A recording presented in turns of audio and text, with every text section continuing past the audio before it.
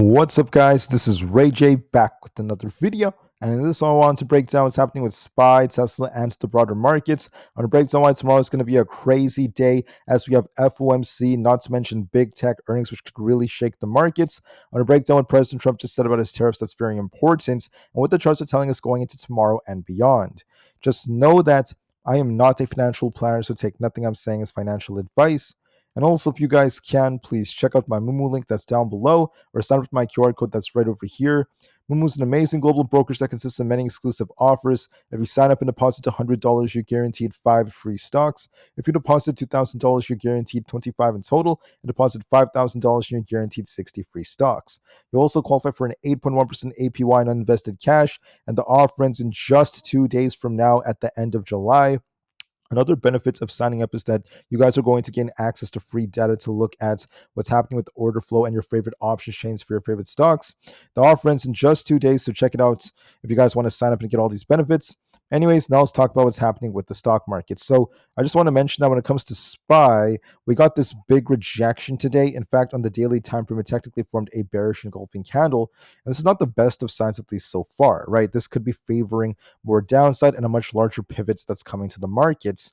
And of course, there are a lot of gaps to fill below, which could be setting us up for a big pullback for the month of August. So yes, there is a strong possibility the market's getting ready for a pullback, but we haven't lost this critical support at 635 yet on SPY.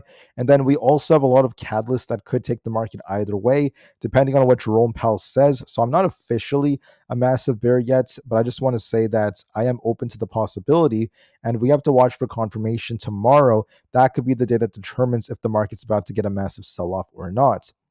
Even on the QQQ, we're still holding our 20 EMA, so we haven't officially lost critical support yet. So we have to wait and see. There's still going to be a waiting game depending on tomorrow and other factors. So what's going on? We're going to talk about the news, then I'll break down more details about these charts. Just know that historically, August and September are two of the most bearish months of the year. And in the last 3 years, we've gotten lots of red for these months. So keep that in mind. The market is known for being selling off during these periods. So seasonality does play a big role, and the historical trends and cyclicals are also going to likely cause the market to sell off.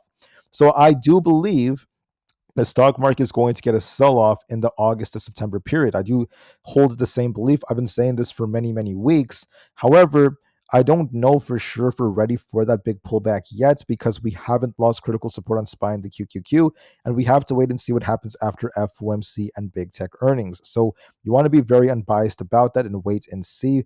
The market's very tricky, so keep that in mind. Why is tomorrow going to be so crazy? Let's start this off. Tomorrow is going to be Wednesday, July 30th, 2025. Basically, in the morning, we actually start off with some GDP numbers. This is not the best of news. If this is bad, we have the GDP growth rate. We're expecting a slight increase in GDP, so hopefully we do see a bounce in our GDP. This is going to be the advancements from Q2. Then we have the GDP price index. This could also cause some volatility tomorrow. So in the morning, I do expect some volatility once the data is out before market open. So we'll see what the GDP numbers look like. Does that cause a bounce or not? And then the market's going to be very quiet. What typically happens is the market turns choppy. It chops and chops and chops until we get to FOMC. So at 2 p.m. Eastern Standard Time, we have the Fed interest rate decision. This is when the big guy, Jerome Powell, is going to making the decision alongside the Fed officials on what the Fed is going to do with interest rates. And right now, at the time I'm recording this, there's a 97.9% chance the Fed is going to keep rates the same. So they're going to most likely keep rates the same. That's not going to be a surprise for the markets. But at 2:30 p.m., that's when we have the press conference. And that's when Jerome Powell is going to start speaking. He gives his speech, which is typically the same as always. And then he's going to be answering a lot of questions. And this is why the market's a little bit apprehensive. So as a reminder, we got CPI data. And the CPI data did show an increase in all items CPI. This basically suggests that this could either be a temporary increase or a bigger increase with the tariffs that are about to be imposed. So we're going to see what's about to happen to prices. Are we about to see a big inflationary increase, or is this just going to be temporary? That's what's going to be affecting the Fed's progress. Right now, the Fed officials made it very clear that when it comes to the way in which they're doing policy, the short term is very, very capricious. It's very unpredictable. We don't know what's going to happen due to the tariff uncertainty. But the longer term is still going to be fine. That's what the Fed has been saying. And I believe Jerome Powell is going to say the same thing.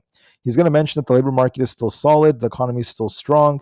But I think there's going to be some concerns about the Fed because now they're going to have to keep rates higher for longer. And then there's going to be no other FOMCs until September after the meeting tomorrow. So keep that in mind. There's one FOMC, then no more FOMCs until September. That's going to be very, very important. Jerome Powell might, I mean, I really don't know what he's going to say, but he might scare the markets if he does say that the Fed may have to keep rates higher for longer. They're not sure about when they're going to cut. And if he starts talking about the risk of higher inflation, that can also scare the markets. So you have to be very careful. Jerome Powell has a big effect on the markets, and I believe he's going to cause a lot of volatility. The market's getting ready for a big move. On top of this, when it comes to earnings, we had SoFi and PayPal announcing their earnings. They all did very, very well. PayPal had good guidance, good growth, and they all beat on EPS and revenue. Not to mention, margins were quite good, especially for PayPal. However, the growth in margins was not as strong as what they had anticipated, despite good margins.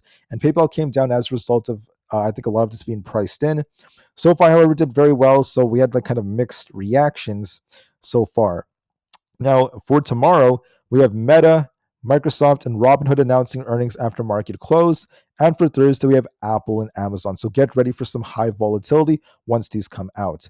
When it comes to President Trump, we have some big news coming out. As you know, we had a 50% tariff on steel and aluminum imports as of June 4th. Then we have a high tariff on a lot of Chinese imports unless we end up seeing some kind of deal. The deal for China has been extended, so they have until August 12th to make that deal unless they're going to be hit with high tariffs. And then we're looking to see what happens with the USMCA deal. And then we also have a 25% tariff on all foreign made auto parts and cars, not to mention a sweeping tariff, which has been increased. President Trump has said that he wants the tariff to be around 15 to 20% for most countries that don't make deals. He wants a sweeping tariff of about 15 to 20%, by the way. That's very, very important news. So keep that in mind. President Trump wants higher tariffs. The deadline is going to be August 1st for the majority of countries from Brazil and many others. And we're going to see if India can make a deal. President Trump also said that India may pay a 20 to 25% tariff, but the deal is to be finalized very soon. We're going to see what ends up happening. He is saying there could be a deal with India, though, so keep that in mind. And then we're waiting to see how negotiations go. So, what else is going on is President Trump has all of these tariffs. He believes it's going to be very necessary. There's going to be good and bad that comes from the tariffs, but there will be some short-term economic effects, such as there's a possibility. I'm not saying this is guaranteed, just a possibility. This could affect inflation. It's going to likely cause higher prices based off what studies have found if the higher tariffs are imposed and they stay for longer. Of course, I can't make promises about that. Even if we do see high tariffs for like a week or two, if countries make their deals, that could still change things, which is why there's uncertainty. But my point in saying this is that we're going to have to see what happens with President Trump's tariffs. The deadline is just a couple of days away for the large majority of these tariffs, and that could have a big effect on the markets, possibly causing some downside. So we'll see how things end up going. With that being said, let's look at what SPY is doing. So notice that SPY likes to dip and bounce. So there were instances where SPY dipped towards our 15-20 EMAs and then bounced. It dipped right here near the 20 EMA and bounced.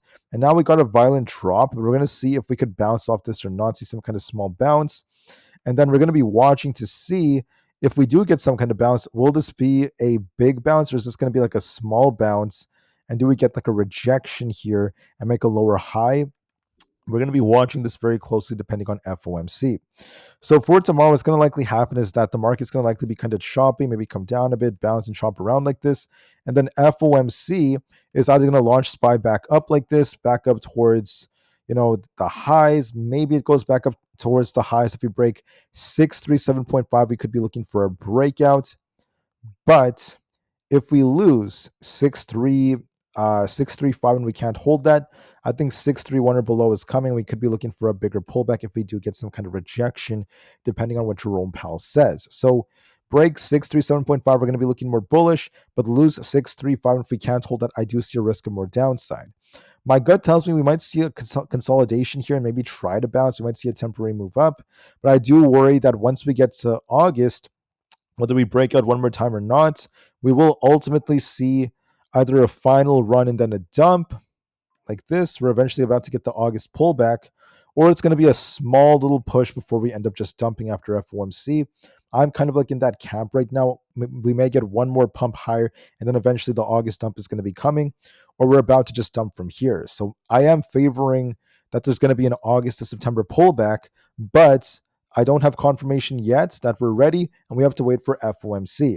Tomorrow, expect there might be some reactions to the GDP numbers, by the way. We're going to have to see how that looks. But then once we open, typically there's a lot of like shop approaching FOMC. And then once FOMC is out, that's when you look for a very, very big move. So keep that in mind. We're going to see what ends up happening. Typically, we shop around first, then we'll see what happens once we get FOMC. For the QQQ, same thing. If we're bearish, you want to see us basically fail at 566. If it doesn't hold, I could be looking for 562 or below. If we're bullish, you want to see us basically break past 570. If that breaks, we're looking for new all-time highs. My gut tells me that this might test 566 rebound a bit, but if we don't break this high right here, we might just kind of shop around for some time. Then there's going to be a risk of us either dumping or pumping. It could go either way depending on FOMC and big tech earnings. But this chart still favors there's going to be some kind of downside move in August to September. Whether we get a big pump first and then we dump like this, or if we don't even get much of a pump, if it's just a small consolidation and we dump, ultimately, I think the market's going to dump soon once we get to August. So I still favor the downwards direction, but we'll see if we get one more pump or not. I can't really promise that as it depends on FOMC. There's a very bearish looking daily candlestick, so we'll see if we gap up and consolidate. And then this could be followed by more downside to start testing lower levels, such as our other EMAs. On the IWM, the daily is looking kind of weak here. The 4 hour is also showing some weakness. As you guys could tell, we're rejecting right over here. We're kind of stuck in the middle, so you want to be very, very careful. So give this the time it needs. So when you look at the chart right now, we have this head and shoulders like pattern. It's a little bit concerning. We have like a left shoulder, a head, and a right shoulder, but we're also range bound. As we hit 222, we like to bounce, and as we hit 226, we like to reject. So if we break 226, we're bullish. We're looking for a breakout. But if we lose 222, we're looking for a dump back down, once again forming this head and shoulders. My gut tells me that this is going to once again consolidate. So there's going to be a small bounce here and consolidation before we start dumping back down off this head and shoulders. So you want to be very, very careful, at least nonetheless. We'll see what happens with the IWM. But I anticipate some consolidation, then some downside looking at the current trend. You want to be very, very careful nonetheless, though, so keep that in mind. For ES, however, we're showing some weakness. We have this left shoulder, head, and right shoulder. Now, I want to see us break 64.40 to bounce higher, but if we lose 63.80, there's going to be a risk of us dipping lower.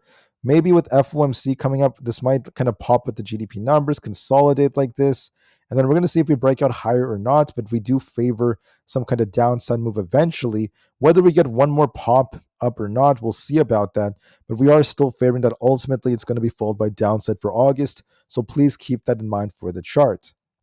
On NQ, I want to see us get back above 23,500 right over here to start pushing higher. If we lose 23,364, it's going to be our 50 EMA right here. There's going to be a risk of us turning a lot lower. I still anticipate this is going to consolidate right here. There might be a little bit of consolidation with the GDP numbers and then also approaching FOMC. And we'll see if we could take out the highs or not. It could go either way depending on FOMC. But the odds favor that this will eventually come down off maybe a head and shoulders, some other kind of pattern for the month of August. So keep that in mind. Bitcoin also happens to have sort of like a head and shoulders like pattern. So could we bounce a bit? It's possible we try to push for 118,000 plus, and we're going to see if we break out. Or if we get a big rejection, start dumping off the head and shoulders, you want to be very careful. But nonetheless, we're going to be very patient nonetheless just to see how it goes. So keep that in mind. For Tesla, we're making lower highs right here. We're kind of stuck in the middle, going back and forth between supply and demand. So we have to see how this ends up going. We're rejecting and bouncing between supply and demand like this, and we're going to have to see how it goes. I do worry that Tesla could reject, though, and just continue to consolidate until we break either to the upside or the downside, depending on FOMC and other factors. Tesla's very sensitive to interest rates, so we're going to see how that goes for them.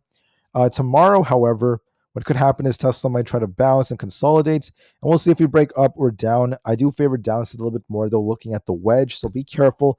Nonetheless, Nvidia has a bearish divergence, but it's holding up quite well. So if you look at Nvidia, we're doing a good job at holding up.